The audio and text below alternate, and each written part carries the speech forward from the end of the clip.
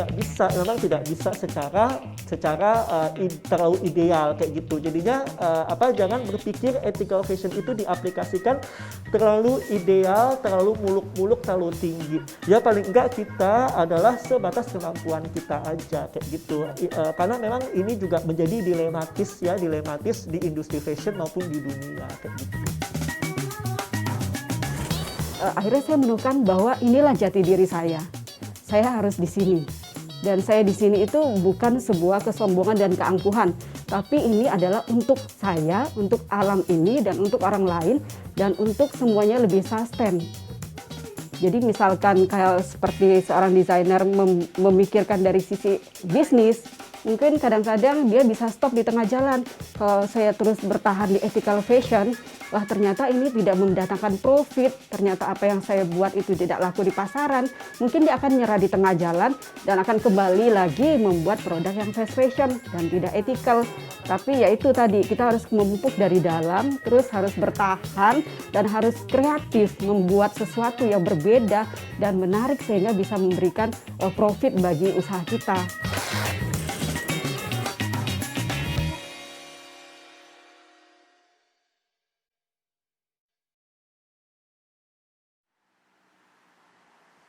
Industri fashion itu sangat besar ya. Ada fashion designer, ada brand fashion, ada juga pabrik garment, terus juga pabrik tekstil kayak gitu.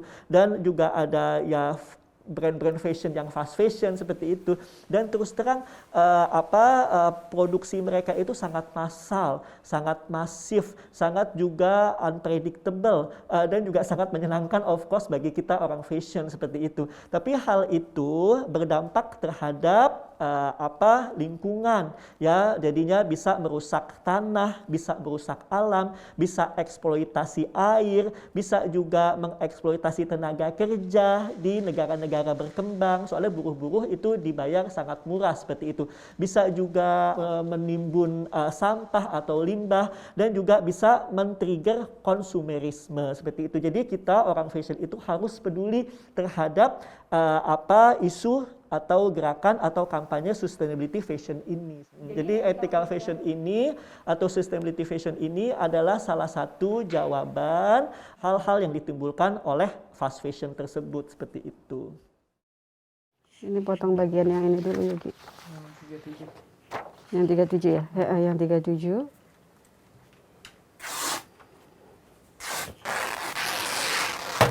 Kami membuat konsep zero waste pattern dalam koleksi. Zero waste pattern itu adalah zero itu nol, waste itu ada pembuangan, jadi nol pembuangan. Caranya kami membuat desain tidak dengan pola konvensional. Kalau pola konvensional kita tahu ada kurung lengan yang bulat, ada kurung leher yang bulat. Nah, biasanya dalam proses pemotongan kain, kurung lengan itu akan digunting, terus sisa yang bulatan tidak terpakai, itu yang akan biasanya dibuang ke tempat sampah. Salah satu yang kami harapkan dari zero waste pattern ini adalah meminimalisir pembuangan sampah produksi. Nah, contohnya kami tadi membuat outer dari 4 potongan kain ini. Nah, saya potong kotak-kotak sesuai dengan desain yang saya buat. Setelah dipotong, lalu saya sambung bisa disambung, bisa juga dilipat, atau dikaitkan, atau diikat dengan segala macam teknik yang bisa kita kembangkan, kita eksplor terus. Nah, akhirnya jadi satu koleksi yang berbeda dengan orang lain. Nah, hasil outernya itu seperti ini. Ini hasil outer yang tadi kita buat. Nah, setelah seorang customer membeli outer ini dari kami, mungkin dia memakainya selama, anggap saja 1 tahun. Nah, setelah 1 tahun tuh dia bosan. Dia bosan dengan outer ini. Nah, biasanya orang bosan mungkin membuangnya. Tapi ini dia tidak perlu membuangnya. Dia cukup mengembalikan outer ini ke kami. Terus kami proses. Kami proses lagi. Jadi kami bongkar jahitan-jahitan itu. Lalu kami proses menjadi rok, menjadi dress. Menjadi dress. Dress seperti ini. Setelah itu mempunyai ciri tersendiri dari koleksi kami yang membuat kami berbeda. Yang pertama membuat kami berbeda, yang kedua kami tidak membuang sampah. Saya kira itu saja saya dalam hal mendukung ethical fashion.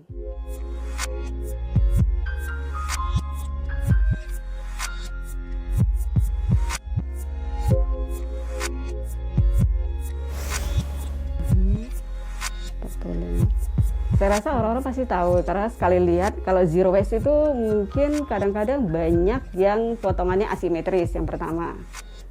Dia selalu rata-rata asimetris. Terus dia itu berbeda. Sekali lihat saja bisa tahu kalau ini tuh berbeda dengan pola pada umumnya. Kalau kita lihat sebuah kemeja, kita tahu kemeja itu berkerah. Terus baju itu berkerung lengan. Kalau ini tidak tampak ada kerung lengannya dan segala macam. Si customer pasti akan melihat dan melirik kalau itu berbeda. Dia pasti akan mendekati, memegang. Otomatis kita tidak perlu mendekati, dia akan bertanya, ini apa, ini bagaimana, itu otomatis. Kita akan menarik, kayak seperti kita itu menarik perhatian mereka dengan produk. Kalau upcycle kami baru mencoba sekitar setahun belakangan ini. Nah, kami kombinasikan antara zero waste dengan upcycle. Upcycle itu yang banyak kami pakai adalah denim. Nah, kenapa kami memilih denim? Karena denim itu meninggalkan banyak sekali waste.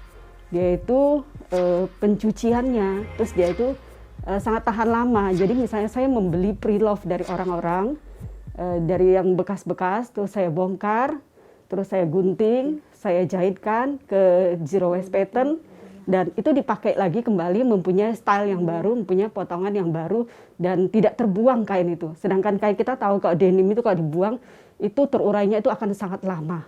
Nah, itu cara kami juga. Cara yang kedua kami pakai adalah upcycle.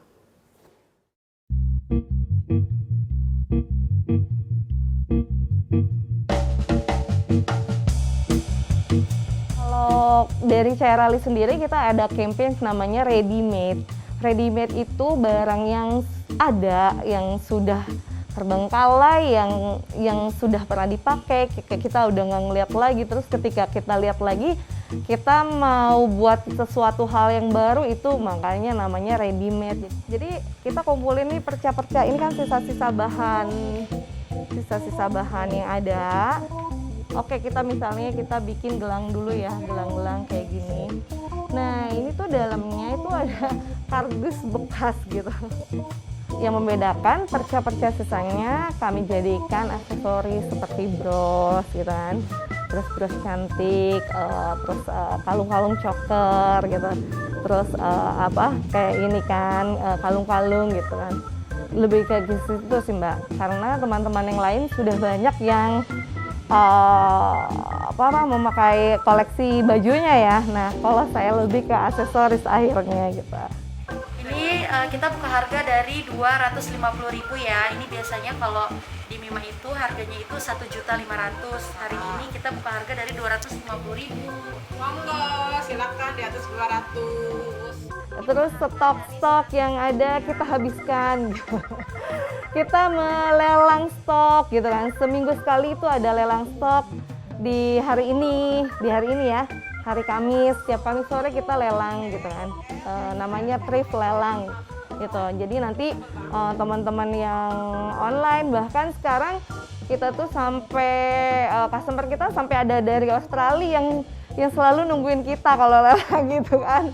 Terus aktivitas lainnya kita juga ada online live di Instagram itu setiap hari Sabtu dan Minggu itu untuk flash sale. Jadi barang-barangnya kita tuker, yang sale itu nggak semuanya di hari yang sama. Jadi bisa jadi minggu ini sale ini, minggu depan sale itu gitu. Hallyu 2.0 Cairali.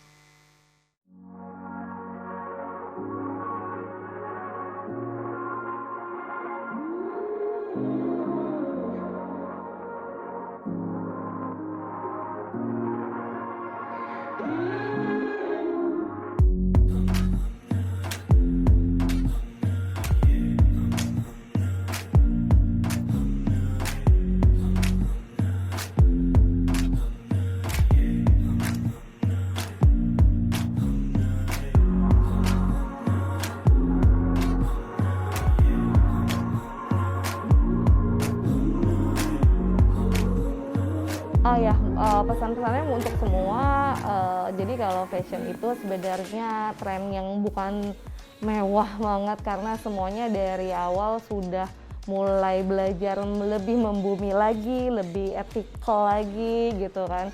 Jadi kami sudah mempersiapkan bagaimana mencintai bumi itu dengan cara kami gitu kan. Ada yang memang sudah barangnya dari awal DNA-nya seperti itu, ada yang memang baru belajar, tapi kalau kami sendiri memang apapun yang kalian lakukan selama itu memang bertujuan kita punya punya irama yang sama untuk mencintai bumi, untuk menyelamatkan bumi kita. Apapun itu dilakukan dari sekarang gitu. Spread the love ya kayak gitu ya.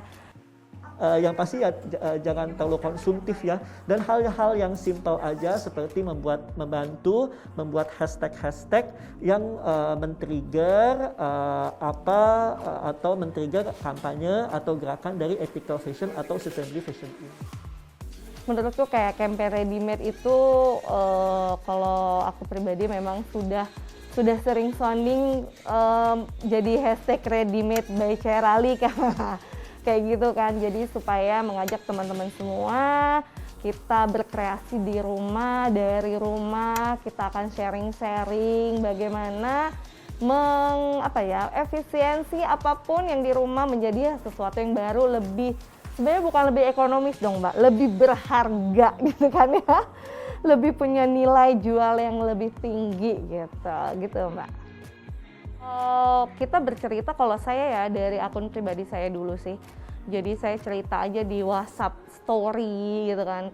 Saya cerita di semua status Instagram, sosial media pribadi terutama ya. Kemudian akhirnya untuk sosial medianya si akun jualan ini Mimasal dan Chairali, akhirnya saya ikut cerita sendiri di caption tersebut. Jadi bukan admin aja, saya yang turun langsung cerita sendiri, menjawab sendiri. Jadi ternyata story itu lebih penting ya, ternyata. Jadi ketika kita menceritakan apa adanya, kita bercerita, berbagi di sosial media yang nggak aneh-aneh ya, yang memang apa adanya, ya ibaratnya gue banget gitu kan. Jadi makin lama mereka teman-teman teredukasi sendiri lah ya, dan jadi tahu sendiri ceritanya, oh perjalanannya ternyata seperti itu. Jadi yang di-share ya jujur aja.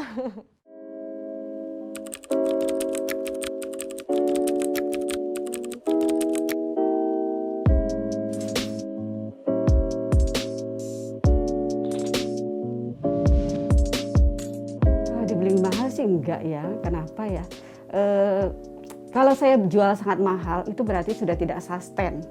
Kami juga nggak jual sangat mahal kecuali materialnya itu memang kualitas yang grade A+. Misalkan kita memakai, contohnya kita memakai tenun sumba, ikat sumba. Nah itu materialnya sendiri sangat mahal, jadi otomatis mempengaruhi harga. Tapi kalau untuk proses jasa pembuatan kami, kreativitas kami menghargainya standar, sesuai lah. Menurut kami itu sesuai. Tapi kalau harga dibanding fast fashion itu memang lebih mahal. Tapi customer kami biasanya itu paham kalau ini memang berbeda. Dia membeli sesuatu yang berbeda dengan orang lain, orang kebanyakan. Jadi harganya cukup worth it saya rasa. Contohnya seperti ini bagian lehernya kan terbuang, karena dia bulat ya. Mungkin ini yang harus kita pikirkan, bagaimana supaya tidak terbuang nih Mas Iwan. Misalkan apa kita naikkan ke sini, terus ini dibuka ke kiri ke kanan jadi kerah, jadi kotak. Jadi dari sini ke sini itu kotak. Seperti ini. Sampai saat ini peminatnya banyak sekali. Kenapa? Karena mereka tidak bisa mendapatkan itu. Terutama zero waste ya. Zero waste itu mereka tidak bisa mendapatkan itu di banyak tempat yang lain. Nah itu kelebihan kami merasa itu kelebihan. Terus kalau untuk upcycle-nya sendiri, nah kami juga mengedukasi customer kami bahwa dengan mengupcycle kita akan membantu pengurangan sampah ke pembuangan sampah terakhir. Terus kami juga mengedukasi customer tentang zero waste pattern, bahwa pakaian yang kami buat itu tidak meninggalkan sampah. Kami mengedukasi mereka bahwa dengan membeli pakaian kami, dia telah membantu alam ini, seperti itu.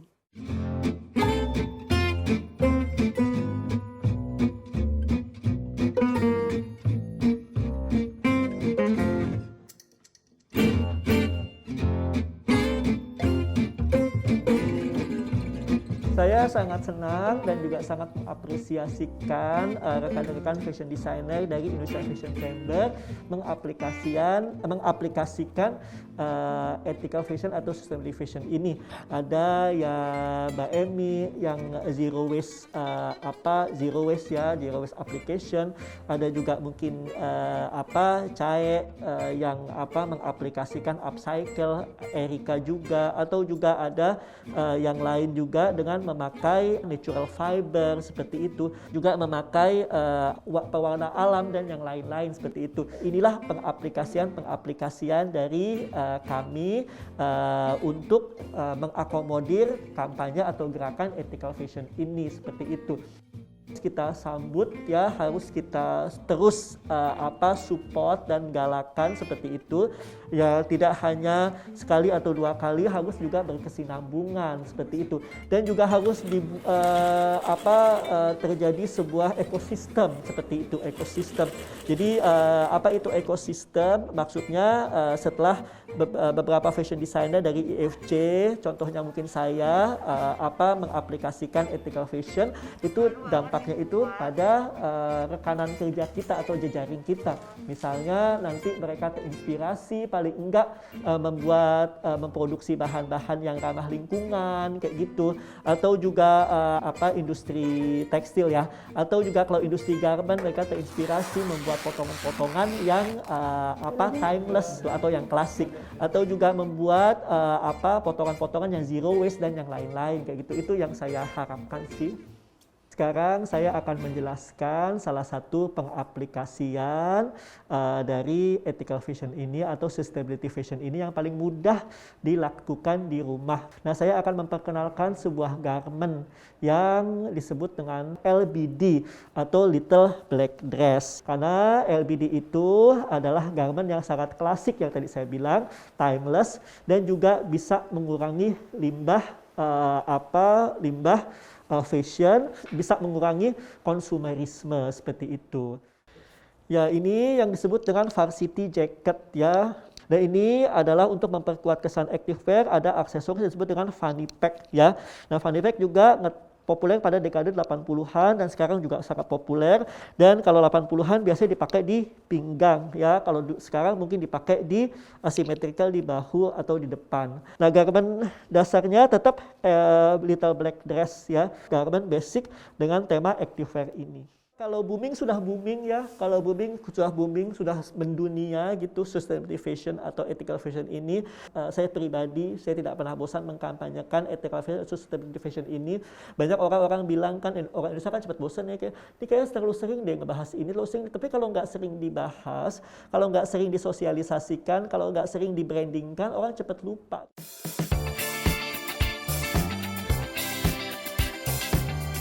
Ya, tapi idealismenya untuk agar bumi tidak lagi global warming kayak gitu, itu kan juga kan tidak hanya dari industri fashion ya yang harus peduli kayak gitu. Ya, industri-industri yang lainnya, ya teknologi, IT, terus juga ya apapun segala macam itu emang harus kita ya kolaborasi mungkin, atau juga membuat suatu ekosistem yang tadi saya bilang.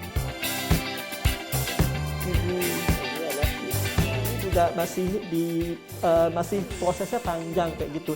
Jadi kalau idealisme dari industri fashion lebih mengerucutnya ke industri tekstil kayak gitu, harusnya sudah ditemukan teknologi sebuah bahan yang atau sebuah garment atau potongan baju gitu, yang kalau misalnya kita buang ke air sudah menyatu ke air, atau kita sudah buang ke tanah, mereka menyatu ke tanah kayak gitu dalam beberapa tahun kayak gitu, tapi tidak merusak tanah dan airnya.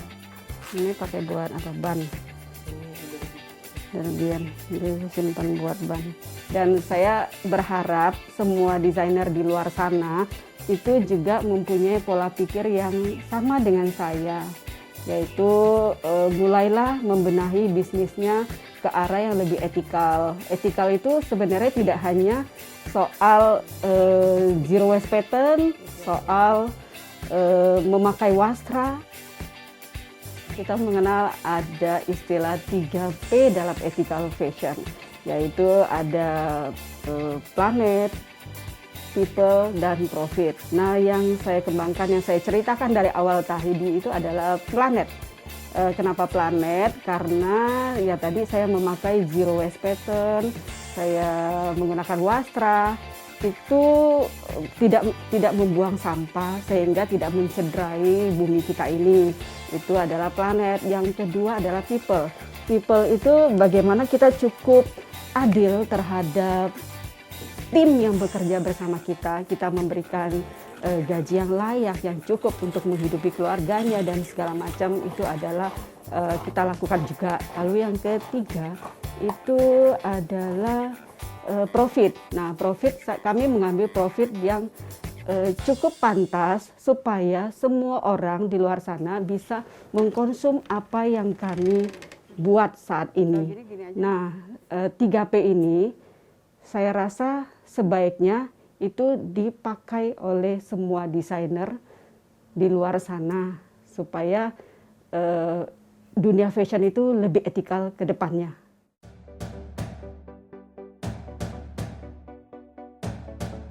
Ya, idealis itu penting, terapkan nilai ethical fashionnya kepada idealisnya kamu, itu kamu bisa sesuaikan kok. Di maju terus pantang mundur, tetap berkreasi.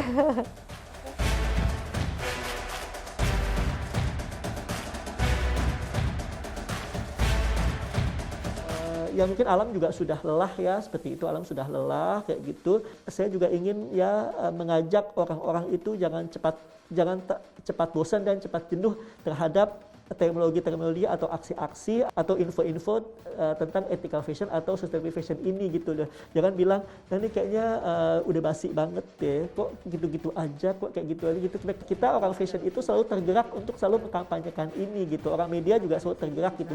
Tapi dari pihak lain ada yang menganggap ini sebuah tema yang monoton gitu atau tema yang nggak berkembang. Tapi terus terang ini sangat berkembang kayak gitu. Dan juga memang kita harus selalu mengkampanyekan, membrandingkan kayak gitu. Bahkan lebih itu lagi agresif lagi.